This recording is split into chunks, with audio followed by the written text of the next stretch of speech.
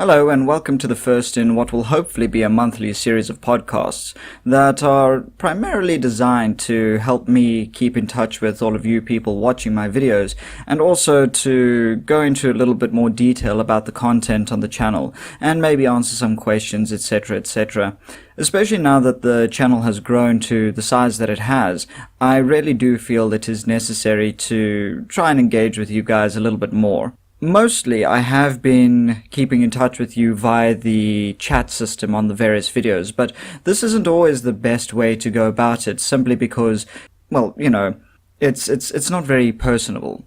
I do like to, as I've mentioned before, keep a sort of professional distance between myself and the various people on YouTube, but that is not what this platform really does well at. So hopefully this can reconcile the differences between the image I project on the chat, as well as, you know, what is expected of someone performing on YouTube. Because it is a performance, I suppose, at the end of the day. This initial podcast thing, I suppose it isn't really much of a podcast, especially since I'm using it mostly to keep in touch with you guys, but I can't think of any other name for it, to be honest. So if anybody can, you know, give me a better idea of what to call this, you go ahead. I'll obviously take suggestions. As I mentioned before, I'm going to try and do at least one of these a month to just touch base with you guys, especially since this is a lot simpler to do than the Beastiary videos, the core engagement of the channel, that is. The Beastiary videos do take quite a while and a decent amount of effort, so I do want to have something to fill the space. And the general format that I would like to follow is by speaking about a few topics, introducing some thoughts on the most recent video that I've done, talk about some faults, etc., and then promptly answer questions or comments or whatever by you guys. I hope that this is interesting enough, and if there's anything else you would like to see in these videos, please do let me know. As an aside, the rest of this video is probably going to be rather boring to watch, I must confess, so if you've got anything else to do, like study or work, or if you're driving, turn down the resolution and give this a bit of a listen, especially if you're just trying to fill the space.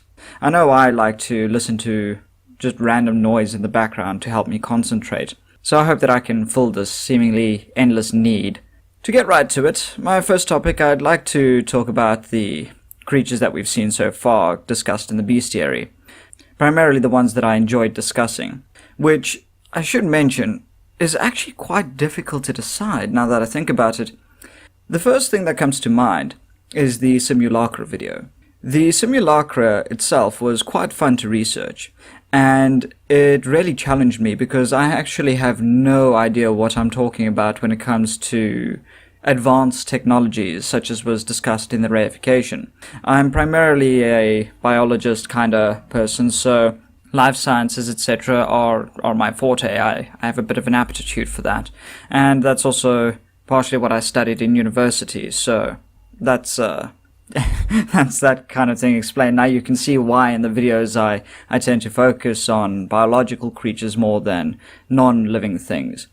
But for that very same reason, the simulacra was quite interesting. And I won't lie, the information that I gleaned while researching for that video has come in handy in my day-to-day life. And I'm starting to see a lot more references to Ibn Ben Bezazel, the Jewish rabbi. There we go. There. Sorry, I clicked onto the microphone. But anyway, yeah, the Jewish rabbi who brought to life the golem that we saw in Prague.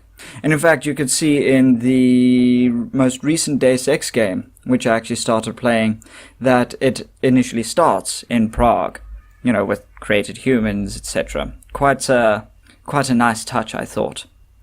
The other creatures that I quite enjoyed, for different reasons though, were things like the vampire and the leviathan, simply because these creatures are so wildly different that the train of thought that I had to employ to reify them was, well, it was very engaging. Specifically with the vampire, because it's difficult to try and think of how something can be communicable, as well as grant superhuman powers, and also have just such negative drawbacks. So I decided to go with the virus, which I must confess is a little bit of a lazy answer, especially since I did it with the zombie as well. But truthfully, it's very difficult to justify how creatures like that could come into existence without employing the use of a retrovirus or something like that, which can alter DNA. I suppose chemically you could change any creature to whatever form you want, but it will be temporary. I remember in the story in the Island of Dr. Moreau, before we knew what we do about genetics and whatnot, H.G. Wells had the doctor performing vivisections, surgery, on animals to transform them into a human-like shape. But in the story, the creatures would ultimately revert back to their more bestial instincts. The story was a metaphor for how we can't actually change what we are, that we can civilize ourselves as much as we want, but ultimately we are still animals on the inside. But nevertheless, it does serve as an interesting illustration into the type of thoughts that one can have about these things. And as our understanding of the universe grows, vis-a-vis viruses and genetics, so too does our ability to reify these things. Of course, saying that, using the Island of Dr. Moreau as an example is a reification fallacy, a very fun type of fallacy wherein you use a fictional work to justify real-life actions. And actually that's kind of the inspiration for the reification portion of the series. The next part, as I mentioned, is the Leviathan. I quite enjoyed it, simply because it is actually very possible to create a creature of such massive scale that it would completely dwarf everything that we understand today. There was a documentary, I recall. I'll see if I can find it in the coming weeks. Well, I say documentary. It was another docudrama, trying to imagine what life would be like on other planets if the conditions were different to that of Earth. And I recall that on one planet, they were discussing how if the atmosphere was dense enough, you could have rather large flying creatures moving through the atmosphere as though it were water. Now, of course, this isn't really all that improbable, since, to be honest, the difference between liquid and gas is the density, but the inspiration that it gave was valuable. And from that, I sort of drew on a lot of ideas for the Leviathan. And I really enjoyed it, simply because it was so different, and also so essentially plausible. Going back though, I would be very interested into hearing as to why you like a certain creature or what particularly interested you in a certain video. I've tried to keep the creatures as varied as possible, and I've succeeded more or less, I suppose, although I do have to admit that when a creature relies on the transformation of a human being into something else, it is a little bit difficult to avoid viri, so my deepest apologies. I'll try and keep away from that, but I'm going to have to do it at least one more time, so do look forward to that. That said, however, I am going to try to put my own spin on the next creature. I don't want to give any spoilers just yet, but it is one that you've been looking forward to, especially in the comments below. I do hope that I do it justice. I didn't want to repeat what other people have said on the topic before, so, let's see how it goes. However, this brings me to my next topic, which are videos that are mostly concerned with things that I didn't quite like. And the first one that I really do have to address is the mermaid addendum. I'm not particularly happy with that video, and I do apologize to everybody who was expecting something better. Really, the issue was that I hadn't prepared the format 100% beforehand, and I feel that if I have time, I think I will try to redo that video and see what I can do to spice things up. I have a better goal of what an addendum video should look like, especially now that I've released the dragon video, which definitely will need an addendum. There's so many things about dragons that I don't even begin to cover that I really should take an extra look at. So once I've done the dragon addendum, which is still a ways off, I think I'll go back to the mermaid video and see what I can manage. But yeah, generally that video I feel is quite a mess. Other things that I'm not particularly happy about with the videos are just general mistakes. Mentioning again the behemoth video, where unfortunately I was reading from an older version of the script that I had written and had kind of cocked up the size of the Asian and African elephants, sort of got them mixed up. The writing process that I use is that I'll create a general skeleton of a script and put in whatever information I can think of off the top of my head, and then leave open spaces where I can plug in additional information. And that was one occasion where I had worked off an assumption that I had told myself, check again later, make sure that you're correct with this. But, yeah, when I did correct it, it was in a different version of the script than the one I was reading. So it was partially an idiot's move with script writing, and also partially a bit of a problem with my labeling system. So hopefully that won't happen again. Other general problems is that, as I mentioned, I want to try and avoid referring to viri and specifically retroviri that will bring the creatures into existence. I feel that a virus is far too easy a cop-out, especially since the way that they work is basically just so destructive and so harmful to the creatures that experience infection by them that it's really difficult to justify anything surviving an infection like that. As I mentioned in the zombie video, rabies does create a sort of zombie-like status within the person. They tend to have a maddening rage about them, and generally parts of their psyche and psychology are changed. Although this is only for a short time. Usually people die from this infection, and also when the infection passes, the psychological effects pass with it. So it's not anything permanent. But part of that problem is that when you're trying to justify any psychological change, you're assuming that viri can cross the blood-brain barrier, the not pericardium, pia mater, what am I saying? Pericardium is your heart. And after passing the pia mater, then that kind of causes brain damage. The whole reason for the structure is to prevent viri and other bacteria from interacting directly with your brain. And while it is effective for the most part, it's not something that you really want to muck around with, simply because the creature that is created will probably die.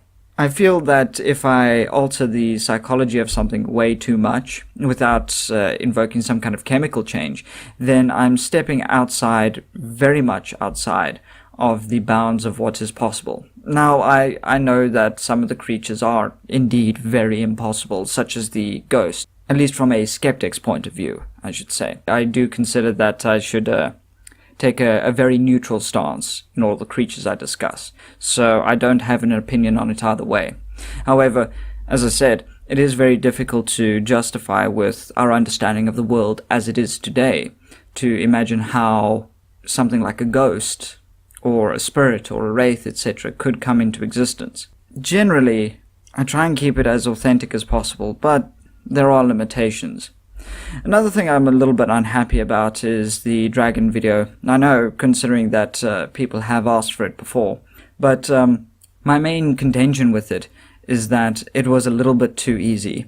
You see, it's one of my points of pride that I start the video off trying to imagine how can I make this creature real, ergo the reification portion of the video.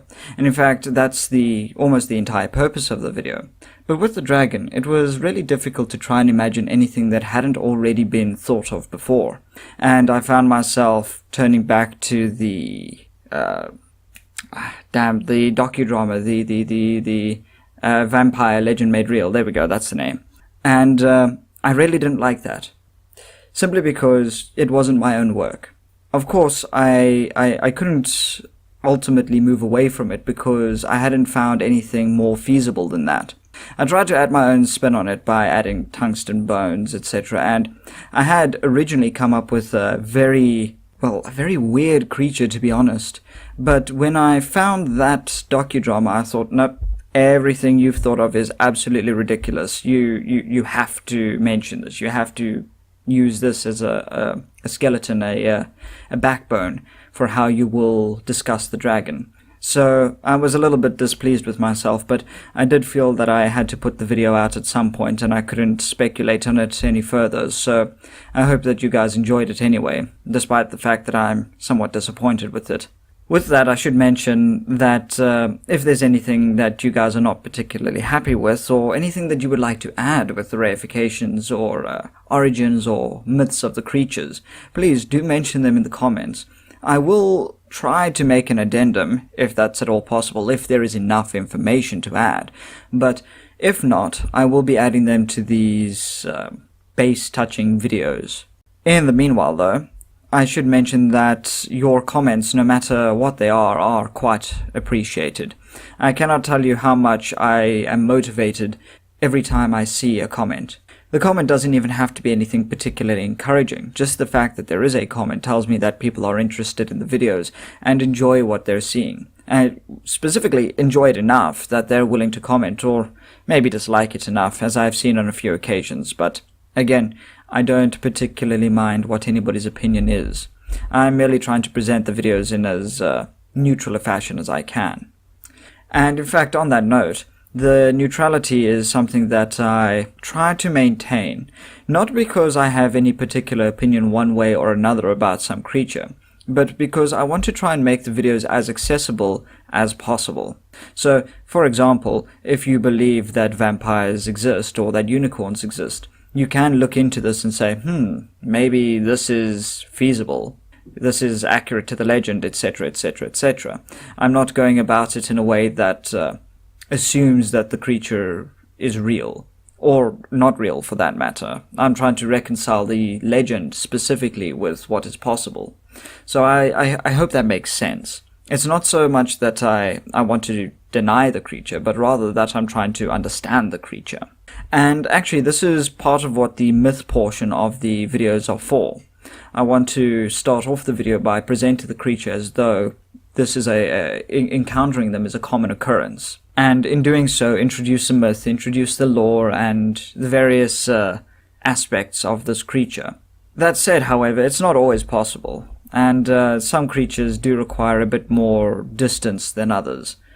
Personal distance, that is. So do let me know if you'd like anything changed with that. I really do appreciate the feedback. With that, though, I should mention that future of the channel. Yes, that's it. I've been umming and ahhing way too much in this recording. I'm sorry. But yeah, going back, the future of the channel. As you have seen with the dragon video, I'm sure, and if you haven't, please do watch it, I have been putting a little bit more effort into finding video footage and creating video footage that can be used in these videos, because, again, they are videos after all. I'm sure you don't want to stare at slightly moving images the whole time. And so I have put in a little bit of money to purchase various stock videos. Unfortunately, they're not all the best quality, so I do try and touch them up and add things here and there, particularly with the final scene of the dragon where I inserted a CG dragon in the background. Unfortunately, the dragon itself actually doesn't match the texture and tone of that entire scene, so I had to make it really small. My initial plan was to have it flying rather prominently behind the trees, but as needs must, eh? With that, though, the new Beastiary trailer, that is actually something that's sort of like a proof of concept of what the channel will look like in the future. I hope to intertwine more video footage with images and also add a bit more difference to the music. And in fact, you'll notice in my next video that I have changed the intro portion and the outro portion, simply because the intro portion in particular I feel was way too long. At 40 seconds before starting the actual content, people cannot be expected to wait that long for something, especially in the modern age. I started this series initially thinking that I wanted to do something along the lines of a documentary, which has a rather long opening. But after watching the videos of other people who had done similar things and seeing how long their introductions were, or how short their introductions were, I found even myself enjoying the shorter introductions a lot more. So I'm going to be debuting the new opening in the next video. Please do let me know what you think. And yes, I hope it effectively communicates what I'm trying to get across. With that, I've also gotten hold of new images for the beast symbols, so hopefully you won't have to stare at those old boring plain images on the book anymore. Although I did enjoy those and I will miss using them, I do feel that it is time to move on, especially since the images themselves weren't all that interesting. Opening up on a leather-bound bookcase was not all that great in hindsight, but it did serve as a very important stepping stone to approaching where we are today. Other things that have changed is that I am considering doing additional content. And while I have produced several things as a general test, it's been rather slow going. Mainly because the primary videos, the Beastiary videos, take so long to produce that I want to be able to produce shorter, or at least easier to make videos for you guys to watch. The Beastiary videos on themselves take about a week and a half to create, just by the nature of the video. But looking at the videos that I've done of my various exploits in Japan, they take about an afternoon or so to edit. That's just because of the nature of the video recording setup, etc. I don't know what you call it, so if anybody knows, do let me know. But the way these videos are done essentially is that I just have to cut at the right times, and this can be done within an afternoon. So I do want to try and produce more things, but doing things about mythical creatures is a little bit difficult, especially since I cannot get with any kind of ease props and things to show you guys. So if you have any suggestions of things that you would like to see, do let me know, and I will certainly take it into consideration. I am going to try and continue this podcast thing, for one thing, and I am trying a few more narratively driven projects that will hopefully be entertaining in the future, should they come together. I don't want to talk about it just yet, because that'll create an expectation, and I don't want to disappoint you in as much as possible. Though, continuing with the plans for the future, I have started to do what all of the cool kids are doing, and I've opened up a Patreon account. Although I don't expect anybody to want to support me just yet, simply because of the lack of content on the channel, I will encourage anybody who is interested to donate a few dollars here and there. Every little bit helps, and I will be trying to improve the quality of this work, especially if I can start to afford more content and more materials to work with. Right now, I've almost exclusively been investing my own funds into this, and alas, there is a limit to what I can do, and I would like to see these kinds of things improve. So I'll leave a link down to the Patreon in the bottom. There's also a link in the top of the channel. If you look up by the channel banner, the Moon Chicken banner, you can find the Patreon through there. That said, however, I don't want to have to shill it too often, and I would rather not have to mention it in any of the videos that I do, so I'll just leave links to it in the end portions of the videos, as YouTube has made doing so a lot more easy than before. So, again, in summary, if you want to support, everything is greatly appreciated. I do hope that you enjoy the content enough to consider investing a bit in it. But again, no pressure. Everything that you receive now is something that I hope to continue to give you in future. I have received advice from various people that I should lock off various portions of content in an effort to try and encourage people to donate more. But I do feel that that is a little bit crass, especially since I have been offering so much to you guys for free already, such as the suggestions. Granted, I've been a little bit slow, but I want to try and keep as much of the content on the channel available to everybody. So with that in mind, I might be adding reward tiers, but no, I don't think so. For the meanwhile, I have added a credits, name in the credits tier portion to the Patreon, but with that, it's hopefully I can build up on what we've done already and what we've seen already, and you guys can continue to enjoy things. Another thing, while I'm thinking about it, and before I forget, is that part of the reason for the Patreon is to actually force me to get off my arse and produce bloody videos, since I have set the Patreon to a per video or per unit of production thing setting that I will only be taking money from you guys if I produce something. It therefore puts the entire onus on me to produce if I want to improve the videos. So it is not at all a monthly thing as what most people do. I don't expect to get money for things that I don't necessarily do. So yeah, do take a look at that. And on my final topic, please, I would like to see more interaction from you guys. So far the discussions that we've had are quite good, and I'm actually quite enjoying what you guys have said, especially the encouragements, but that goes without saying.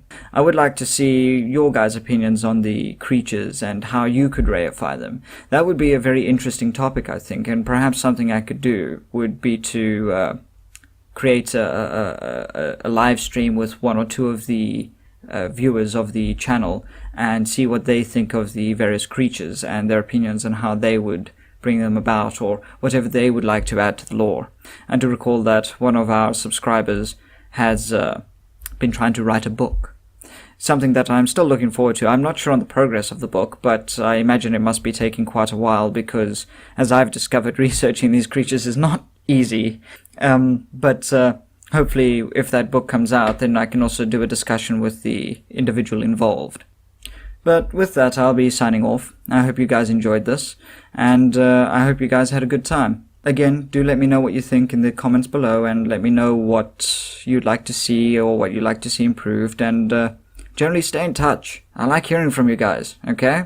So don't be a stranger, although you are strangers and I am a stranger, but that's what this is all about, being less strange. And okay, yeah, that was a very weird train of thought. Anyway, goodbye, have a good day, I'll see you next time.